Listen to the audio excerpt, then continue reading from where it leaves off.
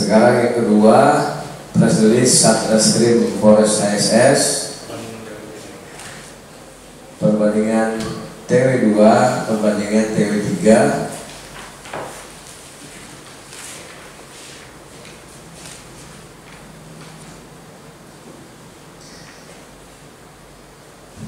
Ini kalau dilihat dari 4 jenis kejahatan di TW2 itu kejahatan konvensional ada 25 kasus, di TW3 ada 32 kasus, berarti terjadi kenaikan kasus sebanyak 21% dari jumlah kasus yang ada. Terus dari jenis transnasional nihil, tidak ada. Kekayaan negara ada 2 kasus, ternyata naik 2 kasus, di TW2 tidak ada, di TW3 ada 2 kasus. Kontingensi nihil, jadi jumlahnya di TW2 ada 25 kasus, di TW3 ada 34 kasus, dan naik sebanyak 9 kasus. Untuk persentasenya naik 26%. Di kejahatan konvensional yang tadi ada di TW2 dan TW3, curanmor di TW1 ada 1 kasus, TW2, TW3 nihil. Curat 2 kasus, di TW3 4 kasus, curas nihil. Curbis 2 kasus, TW3 5 kasus, sajam 6 kasus di TW2, 10 kasus di TW3, judi 3 kasus TW2, 1 kasus TW3, amirat di TW2 nihil, TW3 1 kasus, pembunuhan di TW2 2 kasus, TW3 1 kasus. Jadi kalau kita lihat terjadi ada penurunan dan ada kenaikan. Curat, curbis, sajam, amirat dan lain-lain itu naik, sedangkan curanmor, judi dan pembunuhan itu turun. Perbandingan antara TW2 dan TW3. Sedangkan kejahatan tradisional itu nihil. Kejahatan kekayaan negara di TW1 illegal logging nihil, illegal mining di TW2 nihil, TW3 1 kasus, korupsi 1 kasus. Terjadi kenaikan 1 kasus pada di kejahatan illegal mining dan korupsi.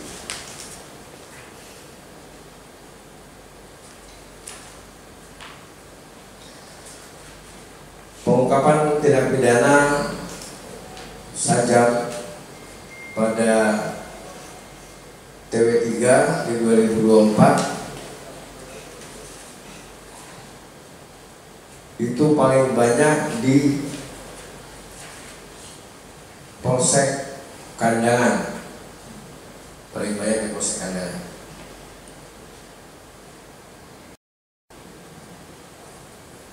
Untuk di Parangbatung ada 1, Daerah Utara ada 2,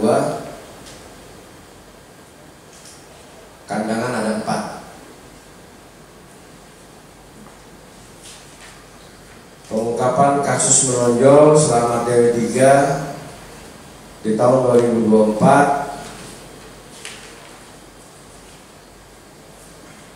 ada pengeroyokan 170 KUHP. Yang mana? Daerah Selatan. Daerah Selatan ini Asyari 39 tahun, Desa Samuda. M. Hatta masih DPO, Ahyar masih DPO. Jadi pengeroyokan ini dilakukan oleh 3 pelaku. Yang 1 sudah kita amankan, yang 2 masih dalam pengejaran, tapi sudah kita terbitkan DPO-nya. sambil kita lidik di mana posisi M. Hatta dan Ahyar. Kalau uraian singkat kejadiannya saya ceritakan secara singkat. Pada tanggal 23 September pukul 9 malam atau 21.00 WITA, korban terjadi cekcok dengan saudara Asyari. Namun kejadian tersebut tidak sampai menimbulkan keributan atau masih dapat diselesaikan secara baik-baik. Kemudian besok pagi pada tanggal 24 September 2024 pukul 07.30 korban sedang berada di jembatan Sungai Balung. Kemudian korban saat itu teriak-teriak dan menentang saudara Asyari sambil korban membawa dan mengacungkan senjata tajam ke arah rumah saudara Asyari, yang mana di lokasi tersebut tidak jauh dari rumah saudara Asyari. Kemudian di lokasi saat itu ada saudara Muhammad Hatta sedang berjalan di dekat korban. Kemudian saudara Muhammad Hatta pergi dari lokasi dan menjauh dari korban. Kemudian setelah itu saudara Ahyar pergi dari sekitar lokasi lalu kemudian menjauh dari korban. Dari Ahyar kembali ke lokasi dengan membawa senjata tajam jenis parang dan diikuti oleh saudara Asyari dan Muhammad Hatta, masing-masing membawa senjata tajam. Jadi tiga-tiganya membawa senjata tajam. Berarti dibilang pengeroyokan. Terus saudara Asyari dan Muhammad Hatta menghampiri korban dan menebaskan senjata tajam jenis parang yang dibawa oleh mereka ke arah korban hingga korban menderita luka di bagian kepala, wajah, hingga tangan dan badan korban. Untuk perkara dalam proses sidik, ada barang buktinya? Lupa Pak? Ini bawa di sini. Barang itu? Bukan.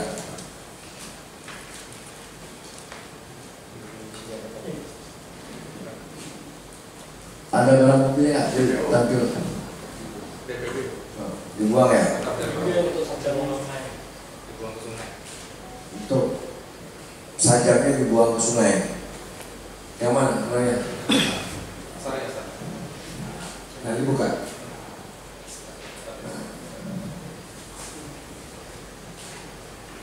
Asyari yang masih DPO atas nama M. Hatta dan Ahyar.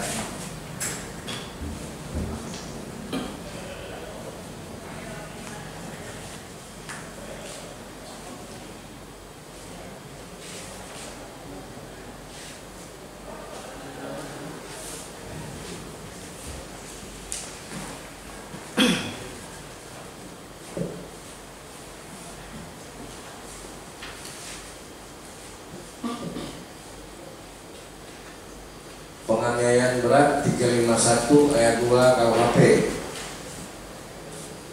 Yang mana? Angkinan. Kamu di foto ini masih timbangan masih 70 kayaknya. Sini langsung turun dari 50. Jadi kalau mau proses diet masuk sel. Bungas.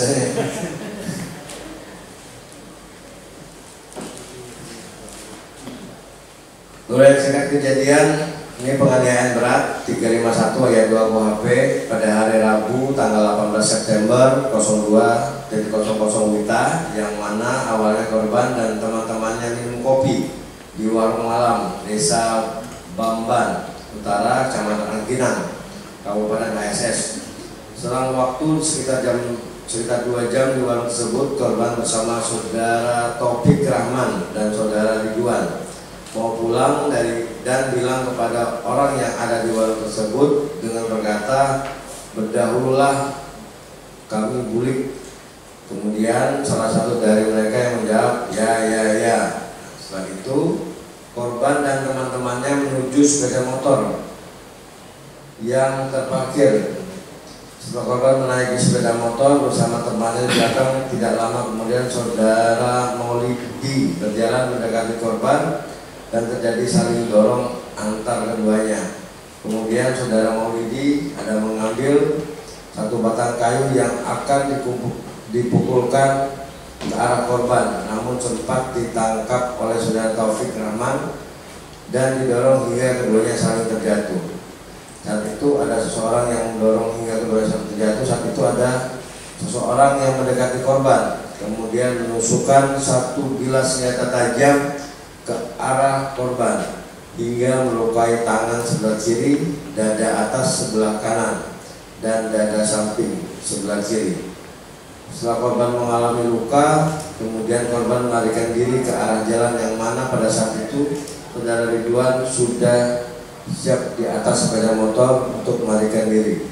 Lalu korban naik sepeda motor, namun pada saat di perjalanan korban berkata kepada saudara Ridwan bahwa aku ke rumah sakit, aku kena sodok. Mendengar hal tersebut, saudara Ridwan membawa korban ke rumah sakit Haji Hasan Basri Kandangan. Atas kejadian tersebut, pelapor melaporkan kejadian tersebut ke Mapolsek Ancinang.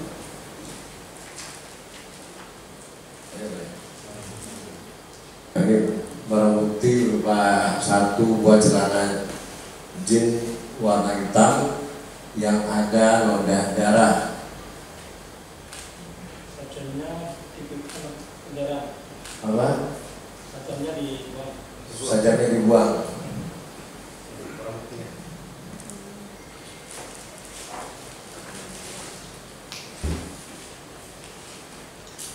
Terus satu lagi pengurusan. Kalau ini pengurusan cuma yang tamu ya.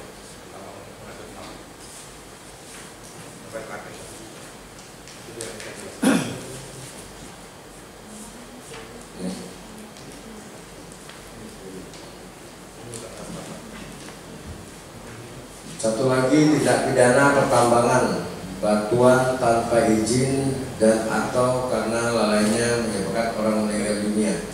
Yang ini ya?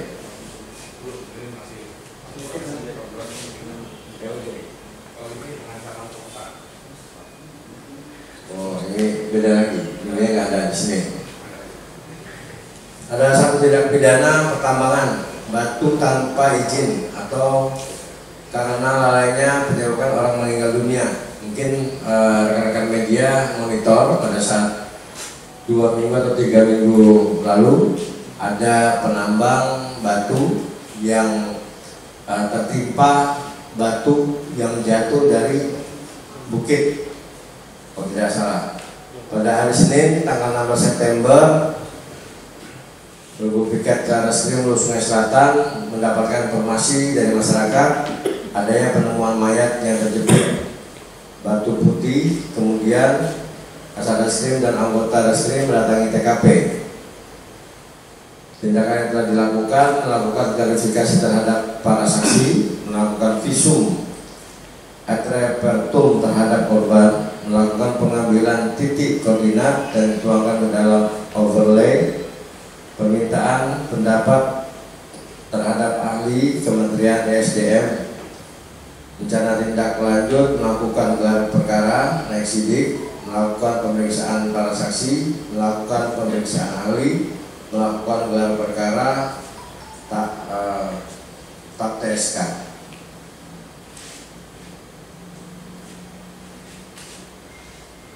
Korban kemudian dibawa ke rumah sakit Hasan Basri untuk dilakukan visum.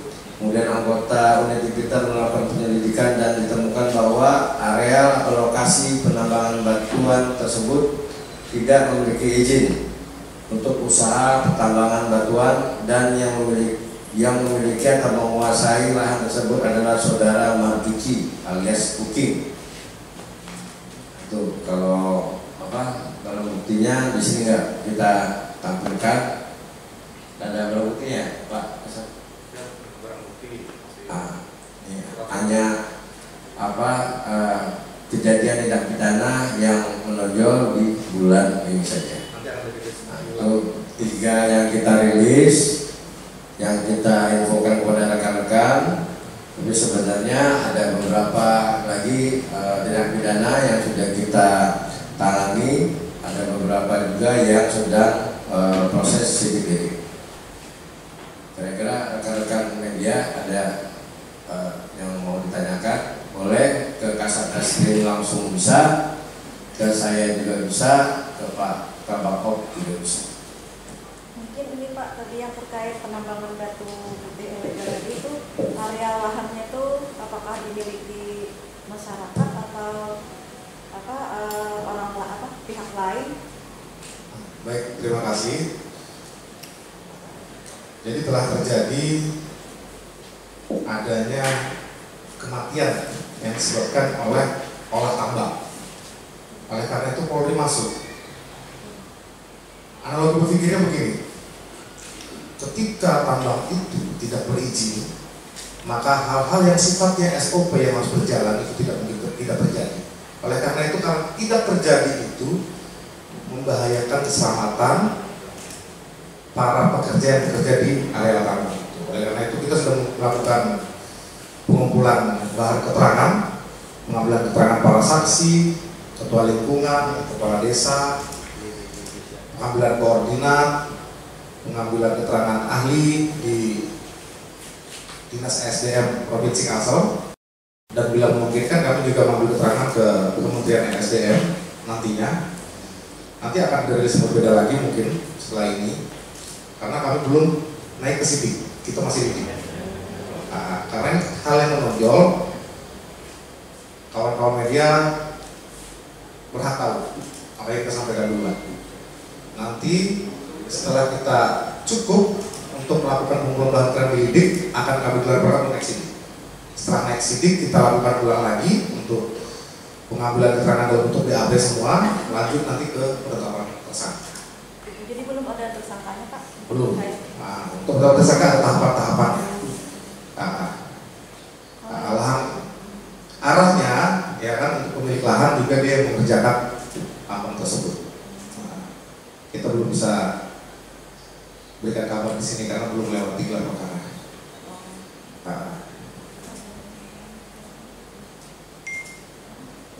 Ada lagi pertanyaan? Oh, yang terakhir ini. Nah, ini saudara Asaf. Saya jelaskan. Beliau ini datang di daerah Kaliling, ke Pondok, pelapor. Ada masalah melakukan pengancaman menggunakan senjata tajam. Semua barang yang ada di sana dipecahkan dengan senjata tersebut. Oleh karena itu, pemilik lahan, pemilik tempat datang melapor dan kita lakukan eksekusi karena sudah meresahkan masyarakat. Contohnya yang di belakang Pak polisinya pecah, ini senjata yang digunakan. Di sini bukti kami Polres ASS sangat tegas terhadap tindakan anarkis masyarakat, apalagi menggunakan senjata. Kami akan tindak tegas. Tanpa bantuan dari rekan-rekan media yang menginformasikan ke masyarakat, kami juga bukan apa-apa. Intinya terima kasih untuk kerjasamanya. Mudah-mudahan ke depan kami lebih baik lagi dalam menjalankan tugas. Untuk proses kita, saya tutup. Wabillahi taufiq wal hidayah. Wassalamualaikum warahmatullahi wabarakatuh.